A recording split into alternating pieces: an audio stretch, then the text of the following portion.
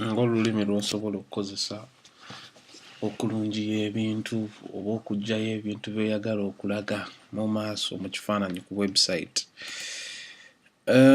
Bw'oba otunuulidde wano directory ekulaga nti nno erimu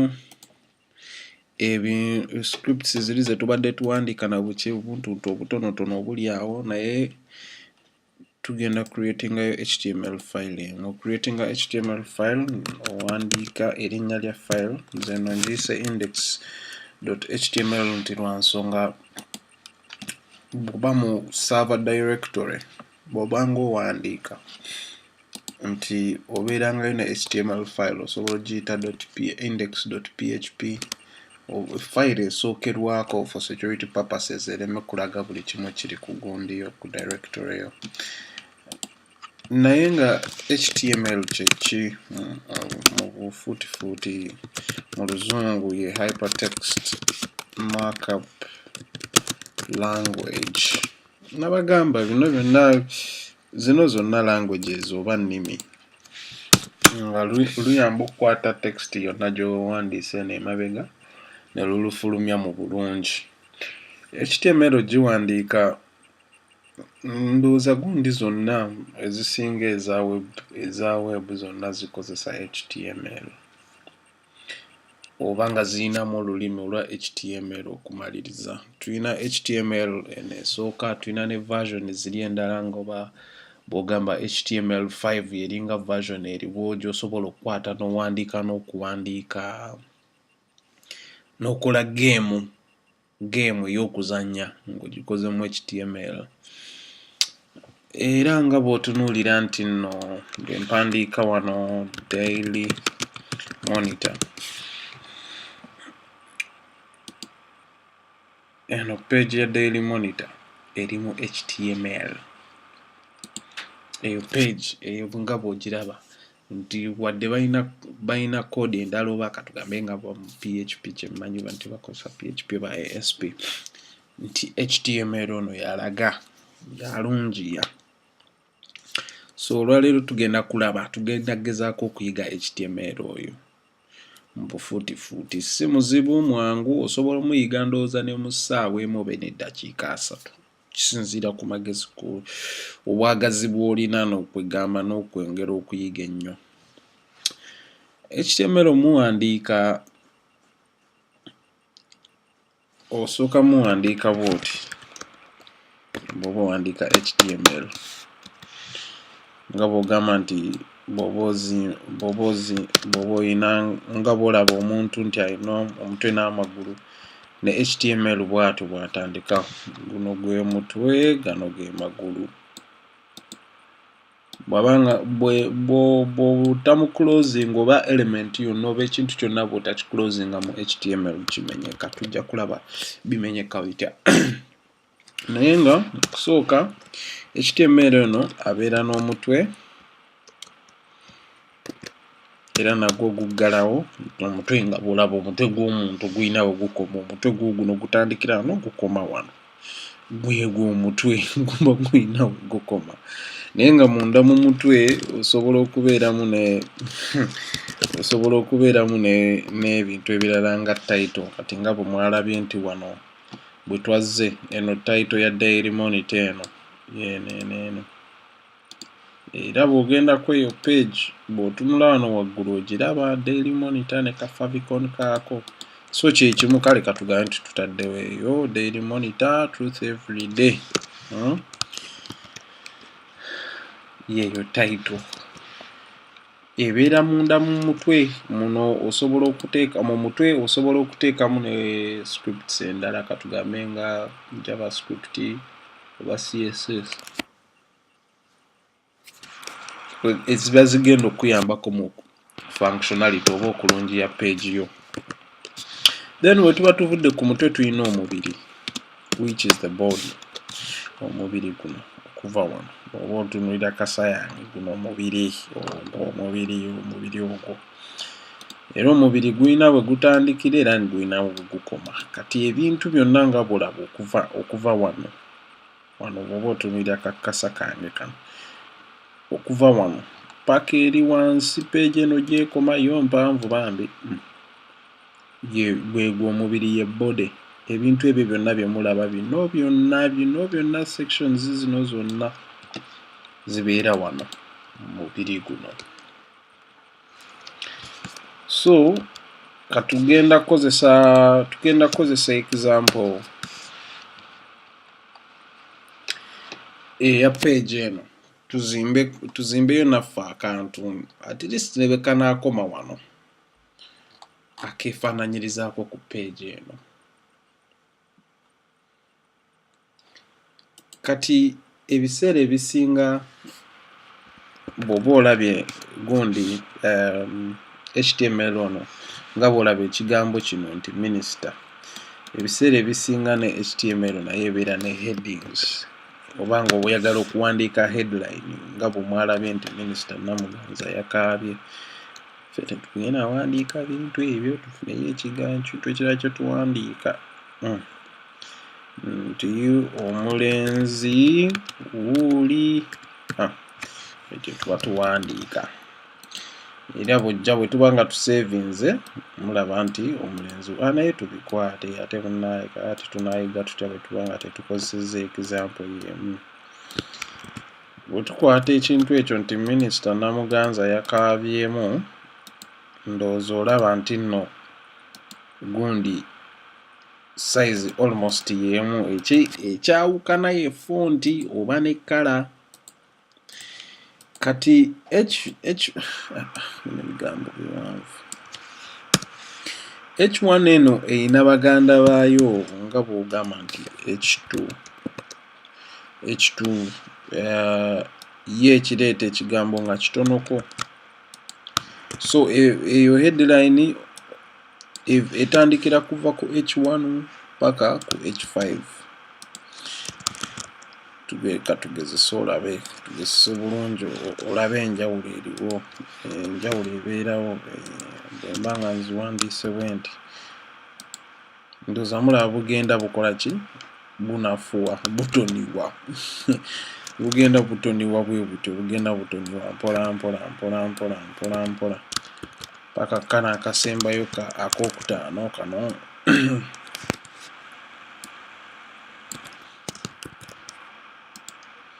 Kaako ndowooza mulaba. So oyinza okwagala headline nga ntono ng'eno, oba so owandiika n'ogamba njagala erabike bw'eti. Nti bw'oba nga ovudde awo tuyinawo ne gundi ne kye twaliise paragraph mu Luzungu. Mu Luganda kye simanyi paragraph kiki, naye okuwandiika paragraph owandiika P then n'ogigulawo n'ogiggalawo n'oteekamu ebintu by'oyagala birabikire mu eyo paragraph. Era bwe tukikola bwe tutyo era nga tumala tufuna ebigambo ebyo nga tubikoppye wali nga birabika wano. Ekirala tulabe bwe tuwandiika ebigambo, naye bwe mba njagala akagambo kano nti kalage nti ko kali mu red, nkawandiika ntya? Katugambe mbuno eno eringa headline eno, kale katugiyite headline nga twagala 6 hours gweno ebeere nga myufu nga yo si ya okukiraga nti myufu. Tusobola ogiwa ekintu kye tuyita style, okukiwa style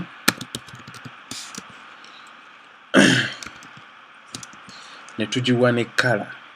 Tulabye eri kala oba ebaddemu ogundi olwa red. Kati bw'ogiwa kala ndowooza olaba empandiise style n'engiwa kala 6 hours ago. 6 hours again emala nekola ki? Nekyuka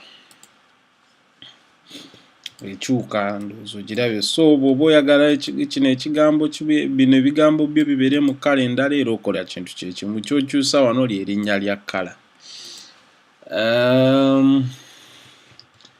ndowooza tugende mu maaso. Headings tuzirabye, paragraph tugirabye, tulabako ne katono engeri gy'owandiikamu kala oba ekigambo bw'okikyusa mu kala. Naye ebiseera ebisinga bwe mbaka ŋŋambe nti nklikinze wano, ntwala ku page endala, mu luzungu kye bayita hyperlinks oba mu lulimi lwa gundi luno kye tuyita hyperlinks. Kati hyperlinks ezo bw'oba ng'oyagala ozikola, oziwandiika ne tag esooka eraga nti nno njagala ove ku page bweti, kati nga bwe tugamba nti tuli ku page yaffe index. Ogende ku page eriko ekwegamba gye nsobola okusomerako details za story eno, era kakati katugambe nti eno gundi gye twagala okulinkinga, eno si ye title yaffe, katugambe nti gye twagala okulinkinga. Kati okugilinkinga tukozesa kintu kyangu nnyo, ahref. Kati wano ne tuteekawo page eyo gye twagala okugendako, katugambe nti page eyo bagiyita index.html wadde yeeno yeemu. Wano awali space wano we tuteeka link eyo, oba katugambe nti bwe tuba bino ebigambo bye twagala bikole ki, bye twagala omuntu nga bw'abiklikinga nga bimutwala ku eyo page. Olaba kati ebiseera ebisinga gundi eno ekola ki, ekyuka, nti bw'oba ogitaddeko link ekyuka, neba nga osobola okukola ki, osobola okugiklikingako n'ogenda ku kintu ekirala. Naye ng'olina engeri gy'osobola okukola ki, gy'osobola okugiteekako gundi neba nga tebeerako, neba nga yo tebeerako gundi, tebeerako link eyo, tujja biraba byonna mu maaso. Eno link nebeera nga tesobola kubeerako gundi awo. Nti bwe tuba nga tumaze tugenda kutunuulira ekifaananyi, ate tulabye ekifaananyi kya minisita wano. Ekifaananyi kya minisita, kale katukidownloading, latest. Kati ekifaananyi ekyo bwe tukikwata ye kiri ludda wa kiikino, ne tukiteeka, okiteeka mu folder eyo, oba osobola n'ocreatinga folder endala mu gundi, mu folder yeeyo gy'owandiikiramu code, gy'oba owandiikiramu nga bwe nabalaga, n'okisavinga waawo eyo folder. Kati bw'ojja bwe tuba nga tugambye twagala kulaba kifaananyi kya minisita, owandiika image img, then n'oteekawo src source. Kati bwe mba nga njagala kulaga kifaananyi kya Bobi Wine, nja ku kiikyo ekiri mu directory, naye engeri gye njagala okulaga kiri kye tutaddeyo, mpandiika images, then ne mpandiika n'ekyo ekifaananyi nga bw'olabye. Era ebiseera era bwe mba nga nkitaddeyo bulungi, nga nkiyise bulungi, ndowooza era olaba nti minisita Namuganza tumulina mu buliwo. Okay, tukola page almost yeemu, naye ndowooza era bw'oba olaba nti kati enjawulo tewali njawulo y'amaanyi, tugenda tusoosotola buli kimu tukigira nga bwe tukigize. Twawandiiseyo ekintu ekizibu oba twakozeyo ekintu ekizibu oba mu rocket science, byonna bintu byebimu, bintu byangu. So bw'otulira eno page n'eno nti ekyenjawulo kwegamba kwe kulungi, oba akazigozigo ke bateekako kweno side, era eyo gye bujja mu maaso nja balaga olulimi lw'osobola okukozesa okulungi ebintu ne birabika nga birungiko okusinga ne wano nga bw'okiraba. Kye tuliko kati kugira kulaba nti ebintu obikola otya. So ebiseera ebisinga mu images zino obeeramu n'ekintu kye bayita alternative, nti bwe mba njagala ndage nti minister as alternative text nkikola ntya nti katugambe bujja kati olaba bwe mba maze okusevinga wano ekifaananyi kino buli lwenki kati katukitwale nti kale kibuze oba nga nawandiise bubi kawano kano katukajjawo olaba bwe mba nga nawandiise bubi kano ka old text ate kannyamba okumanya nti wano wabadde wasaana kubeerawo kifaananyi naye olw'okuba nti nakoze ensobi kawano kano nenkajjawo nti gundi eno ennyambye okugjayo okundaga nti wano wabadde walina kubeerawo ki minisita Namuganza. So ebyo ebintu by'osobola okulaba n'ogamba nti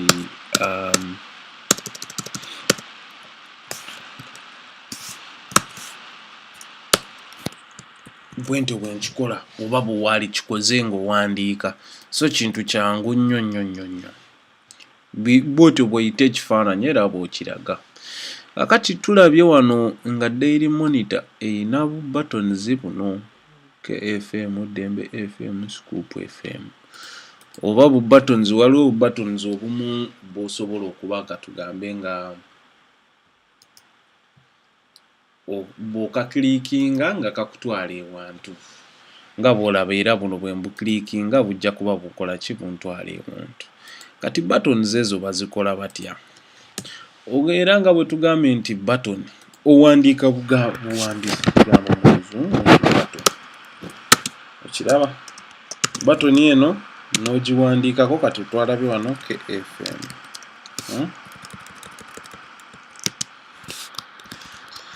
Kati era bwe tujja wano button yiino KFM kati kale naffe katugikwate tugiteeke eno okungira naye akagundi kaffe kano aka KFM ko kalaba nti ate kala yaako si emu n'eno nga bwe nakulaze nti wano kala nsobola ogiwa kala endala kyekimu ne button eno nsobola ogisitayiringa ogiwa style nenjigamba nti background color teyabadde mmyufu tukozesa eno pencil KFM ate nga kano kalimu gundi so button eyo tusobola ogyongerako ne tugamba bw'oba kala yaayo ebeere white oba ebeere blue oba obeere kyekimu ng'era bwe twakikoze wano y'engeri y'emu gy'okikolamu owandiika buwandiisi n'ogamba nti kala ebeere bweti oba background kala ebeere bweti. Okay. So button ng'era bw'olabye nti button KFM ne ziri endala osobola ozikola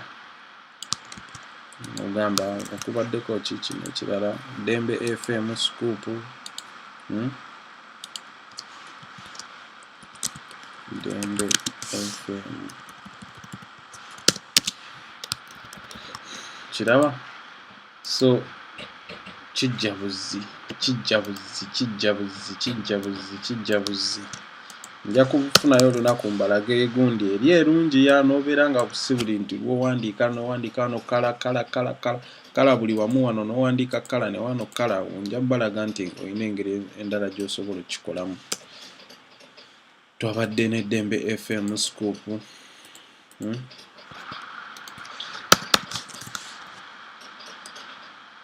ne online paper yaabwe ndowooza nabwe tutagiwandiika naye nga ndowooza mulaba we tuli Dembe FM ate nga zizuza obulungi tubiteeke ku layini emu bibeere nga birabika bulungi nga bisobola okusomeka nga kodi osobola ogisoma. Kale tukoleko ezo so tulabye kano ndowooza era ke kamu naawe osobola okawandiika nga bwe twawandiise kano tulabye KFM tubukoze Minister Namuganza nga tusobola n'okulinkinga. Tulabye bw'owandiika paragraph, tulabye ebirabo wa text color, tulabye n'engeri gy'oyitamu ebifaananyi. Kati naye bwe tutuukamu wano tufuna ekintu kye twaligambye oba ze bayita list. List zino zikola zitya nti njagala kubeera nga bw'olaba ne gundi zino.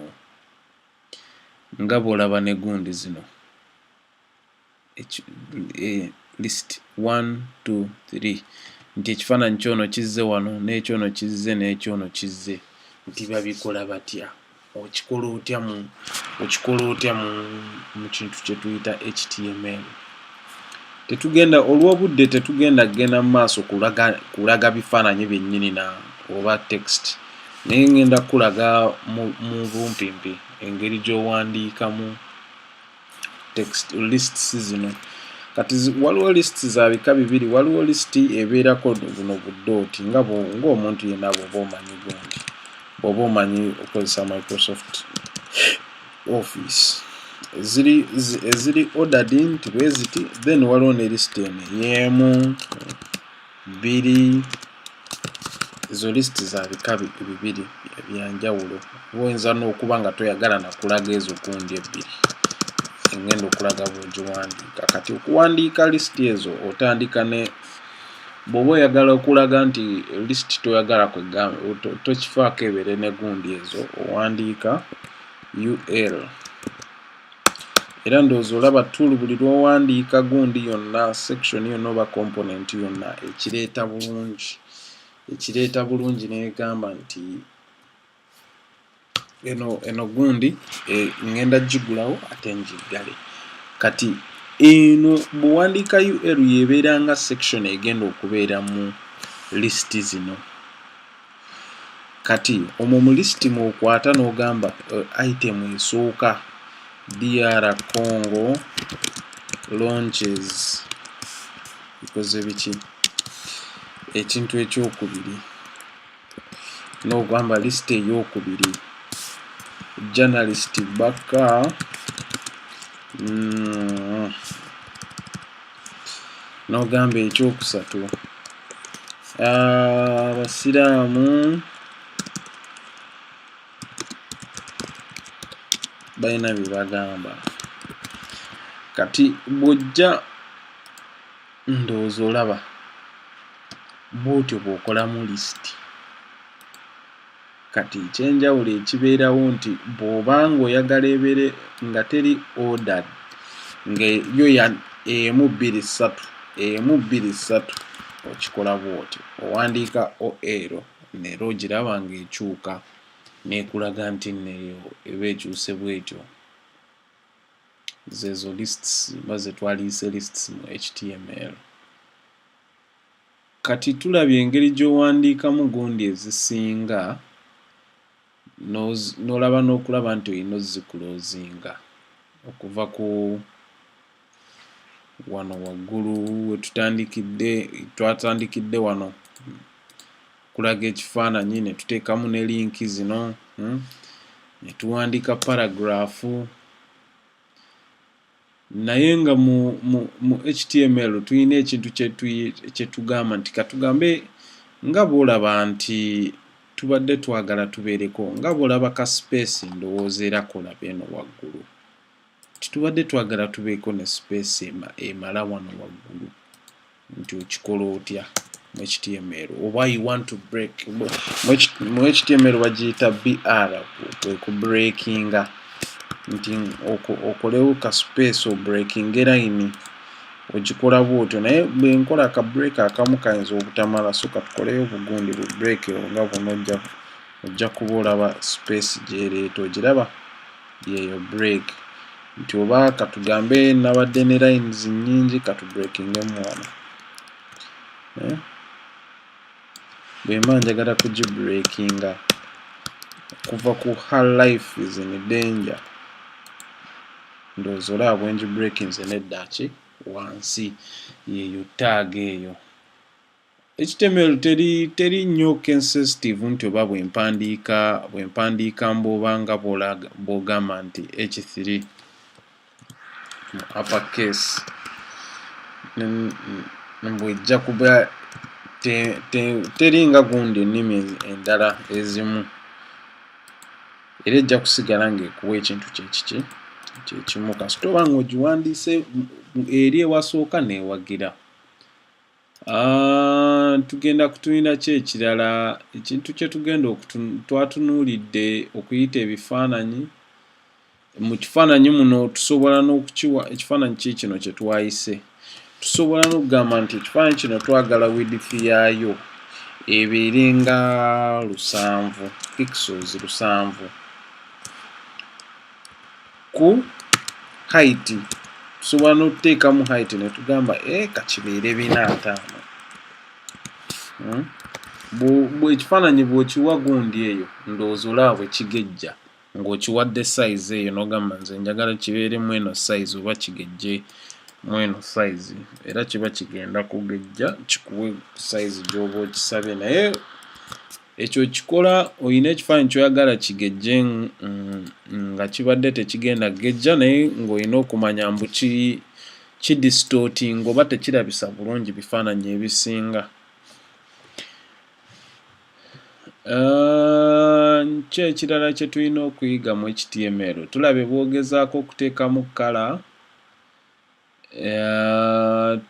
tulabye ebintu bingi. Kakati tugendeko ndowooza mu tables zino. Mu tables zino katugambe nti twagala tables teziriimu mu eno page. Eno page ndowooza yo tugikoze era nga bwe nagambye ne tutuukako wano, naye waliwo ebintu ebimu ebirala bye njagala twongeremu. Nti tukoze ne tukola ne tutuuka wano Minisita Namuganza ne tukola bwe tuti buli kimu tukitaddeyo, ndowooza mubiraba byangu. Naye nga tuyinza okuba nga twagala okukola table, emmeeza twaligiyise mu Luganda. Okukola emmeeza eyo nti katugambe nti twagala okulistinga nga bw'olaba table oba ya liigi ya Uganda oba eya Premier League, nti bw'oba oyagala okukola table ogikola otya mu HTML, kubanga zezo gundi z'olina okusinziirako.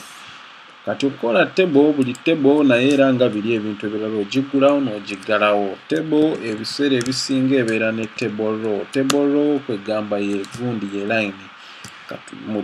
Mu row eyo mubeeramu table data, ekintu kye waliise table data nga bwe tugamba nti kiraabu, oba ne twongerako nti kiraabu eyo erina points mmeka, ne tukola table data endala nga yo ya points. Ne tumala ne tugenda ne tugamba points kale tukole bwe tuti eno kiraabu zino zibeere position,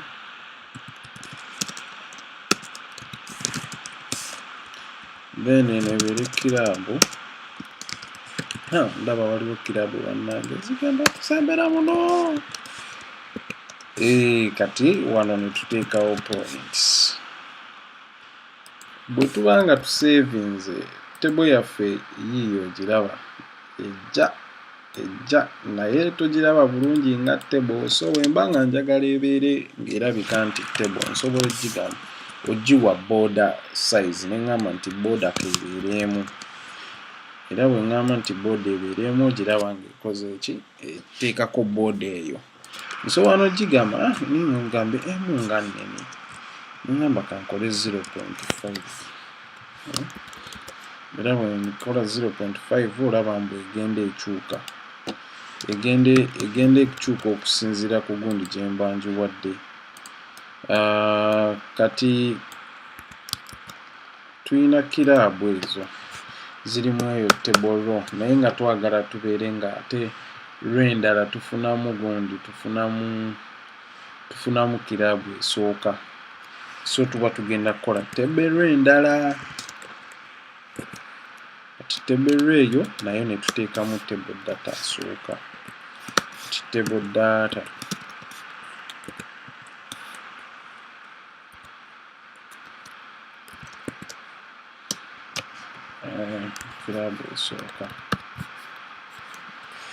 Kirabu esooka tuteekamu kale katukitwale nti nno zino kirabu zino zengenda owandiika zaabadde ziyinamu gundi kaliigiriigi ke bakuba ka friendly.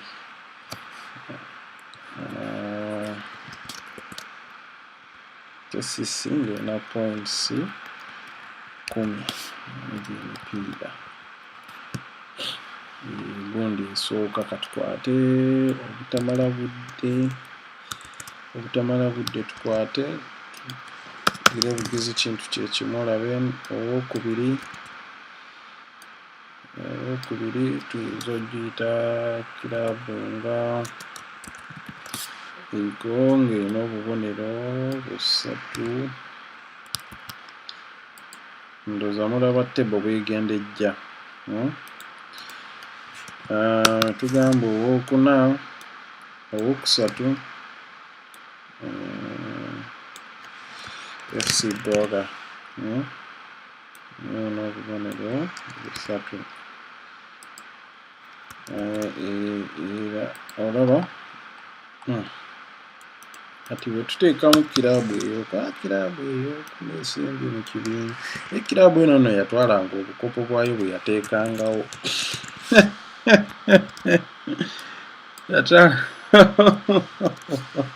Naye ebintu byakyukamu ennaku zino. So ogenda okulaba nga kwegamba bw'oti oba okoze table ng'ekulaga bulungi nga bw'ogenda kunolaba table ya Premier League era eyo nayo oba omaze ogikola oba ogikola bw'otyo. So kintu kyangu, tulabye lists, tulabye basic layout gy'obeera nayo ng'okola gundi. Naye okubeera ne layout eyo okubeera nti ng'olina omubiri bwe gutyo oba bode bwetyo, waliwo ekintu kye tuyita divs oba divisions. Kati tugenda kuddako wano waggulu tulage bulungi nti bw'otunuulira website ya Daily Monitor eno eyina division eno esooka, eyina division eno eyokubiri, ebitemaatemamu mu page n'ogamba nti eno div yesooka, eno yeyokubiri, eno ezitemaatemamu. Kati div ezo kirungi kyaso ki? Kati katugambe nti twagala tucreatingeyo ka div wano waggulu.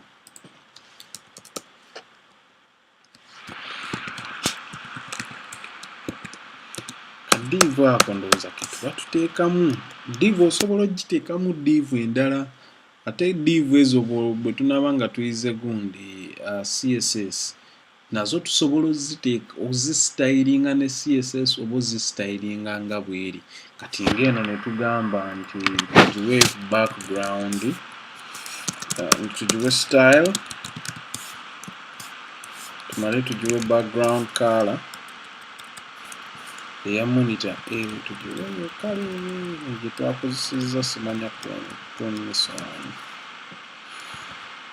Kati buli kibeera mu eno div katugambe tusobola oteekamu div endala naye nga tusobola okugira okuteekamu divs endala bbiri oba okuteekamu ekigambo oba ebintu byonna ng'era bwe mulabe bino byonna bye tukoze. Ye eba ekuyamba buyambi ku separatinga n'omanya nti eno section eri bweti, eno section eri bweti. Wano bwe tuba tuteeka kagundi kaffe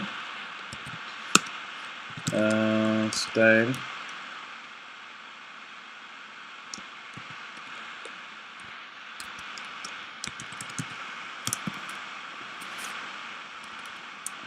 tetugenda tuwandike obuwandiisi white,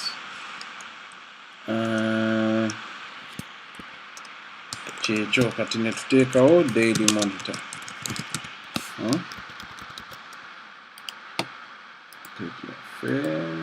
Olaba tufunye Daily Monitor. Kugamba ebintu ebimu tulina okusitayiringamu kati ng'oba okugamba okuggyawo space eno waggulu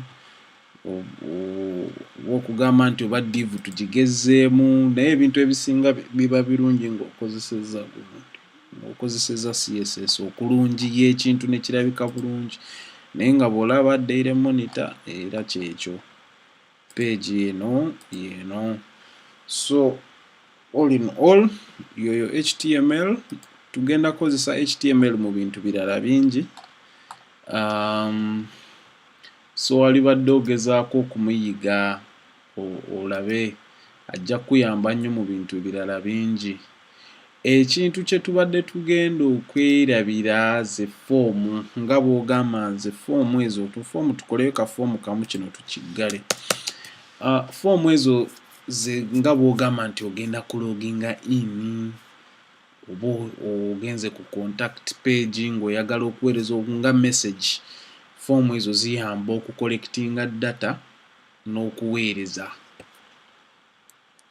Naye mu HTML kwegamba ng'era bwe nabagambye yeepresentinga eraga, naye nga in terms of functionality tekola ki, teyina kyamaanyi kyekolawo, oba weetaaga scripting languages endala okukola ebintu ebimu nga bwe mulaba mu lessons zaffe ziri endala PHP oba JavaScript naye ajja kujja eyo maaso, waliwo endala Python zaani zonna.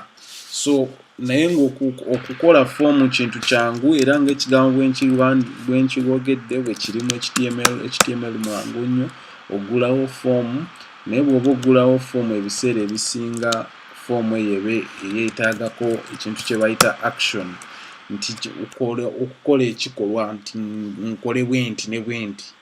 Kati oyinza okuba nga kaŋŋambe oyagala omuntu awandiika erinnya lye n'amala ne message, naye bw'aba abimaze action kyegenda mu maaso. So wano w'oyitira fayiro eyo n'ogamba nti nga fayiro bweti ne bweti jangu okole omulimu bwe guti ne bwe guti, foomu eyo action weebeera.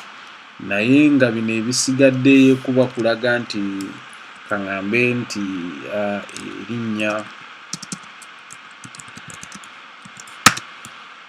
erinnya bw'oba omaze ng'olina erinnya then kyekirala oba oyagala input. Ndowooza omulaba lulimi luzungu lwempandiika nti input, neŋŋamba naye type ya input eyo ki? Eŋŋamba nti type ya input, kati wano ndowooza mulaba nina ebintu eby'ekika bingi bye nsobola okuteekamu nga file nga type eyo, neŋŋamba oba text oba telephone number oba searching oba password. Era kati bwe ŋŋamba nno text kiba kitegeeza nja kuba nsobola okuteekamu text omwo. Foomu zino ezisinga buli gundi yonna section kiba kirungi n'ebeera n'erinnya name, kubanga bw'oba ng'ogiyita eri kiba kirungi n'oba ng'ogiyita by name. Kati eno tusobola ogiyita erinnya. Tusobola n'okuteekamu ekintu kye bayita default value oba value eggiramu oba egezaako okulaga nti wandiika wano erinnya.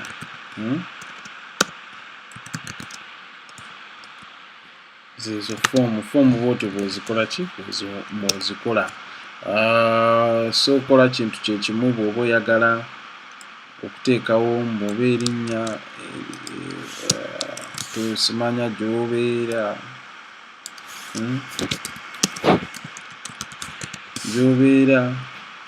kati wano mba nkyusa bukyusa, ndowooza mulaba nti biba byangu wano opange gy'obeera.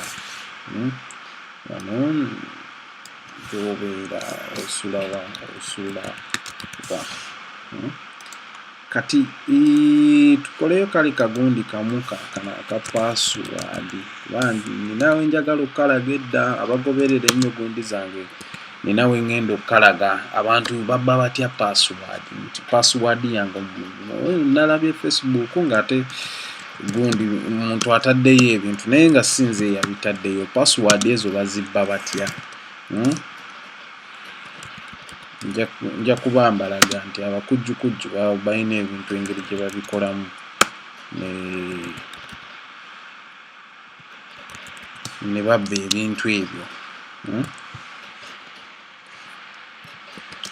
So bw'oba ng'omaliriza foomu ebiseera ebisinga ebeerako ka batoni, mwalabye nga bwe tukola ka batoni, naye wano ka batoni kali tetukawandiika tutyo.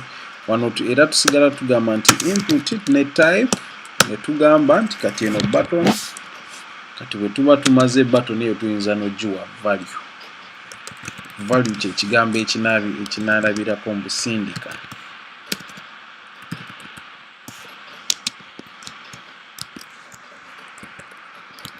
So bwe tuba nga tumaze okukola gundi eyo foomu eyo ejja kujja mugiraba, wandiika wano erinnya lyo, osula wa password.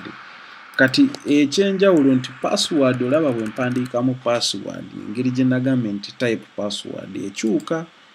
Bwe mpandiika osulawa yo ogiraba nti yo mpandiikamu text. Era bwe mmala n'ensindika nejja kano bw'oweereza kano ka batoni oba n'ebiweereza ewantu oba n'ebiteeka ewantu ewalala. Yoyo HTML osobola okugenda ng'opracticinga. Temwerabira ku subscribinga. Ninayo amasomo amalala g'osobola okugenda ku Facebook oba ku YouTube n'ogakebera mu computer security, mu PHP, ennimi endala z'osobola okuwandiikamu ate nga zonna bw'ozigatta okufuna omulimu oba okuimprovinga engeri gy'okolamu ebintu byo bijja kukubeerera byangu. Kale mwebale nnyo, mwebalire.